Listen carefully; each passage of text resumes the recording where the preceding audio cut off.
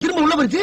அதானே என்னுடைய 25 வருஷ சர்வீஸ்ல வெளியில வந்து சீட் எடுத்து கொடுக்காம உள்ள போனது இதுதானே முதல் தடவை. அப்படியா? ஹலோ ஹலோ ஹலோ, என்னையா? ஒண்ணு இல்ல, இதே மாதிரி ஒரு 1000 கிளிக்கூடி செஞ்சு மெட்ராஸ் முழுக்க பிரான்ச் ஓபன் பண்றதுக்காக பேங்க்ல லோன் கேட்டிருந்தேன். அது விஷயமா?